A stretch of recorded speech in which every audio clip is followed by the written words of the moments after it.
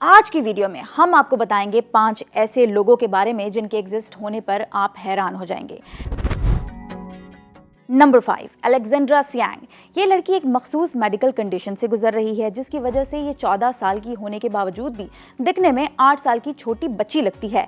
जो शख्स भी अलेक्जेंड्रा को पहली मर्तबा देखता है वो उससे उसकी एज के बारे में लाजमी पूछता है, क्योंकि अलेक्जेंड्रा का फेस 8 साल जबकि जिस्म 20 साल की यंग लड़कियों जैसा है। नंबर 4, ज्योति आमजे। ज्योति आमजे इंडिया के शहर नागपुर में पैदा हुई।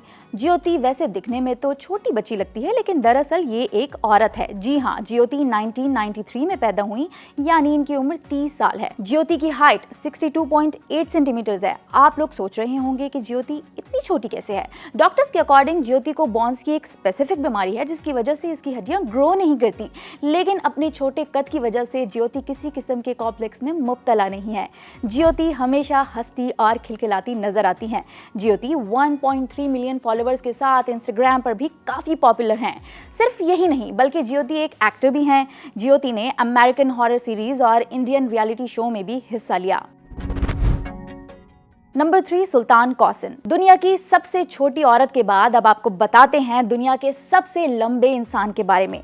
41 इयर्स का सुल्तान एक फार्मर है और गिनीज वर्ल्ड रिकॉर्ड होल्डर भी हैं। इनकी हाइट सुनकर यकीन करना मुश्किल है कि किसी इंसान का कद इतना लंबा कैसे हो सकता है, क्योंकि इनकी हाइट है 251 सेंटीमीटर्स। सुल्तान का जिस्म का हर हिस्सा आम इंसान से काफी लंबा है। सुल्तान किसी भी गाड़ी में फिट नहीं आ पाते। सुल्तान के हाथ जब ज्योति के हाथ से कंपेयर किया गया तो सुल्तान का हाथ ज्योति के हाथ के सामने किसी देव के हाथ से कम नहीं लग रहा था।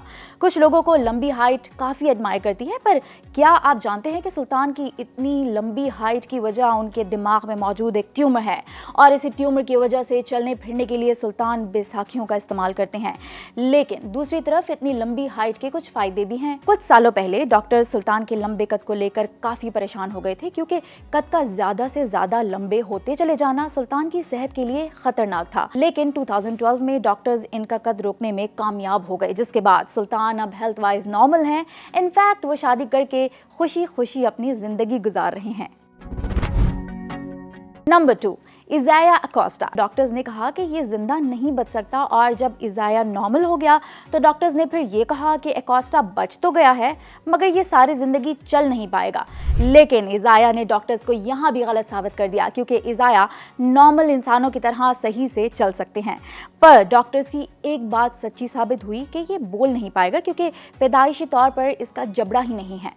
बल्कि यहाँ पर ये बात जानकर आप हैरान हो जाएंगे कि इजाया एक रैपर भी हैं।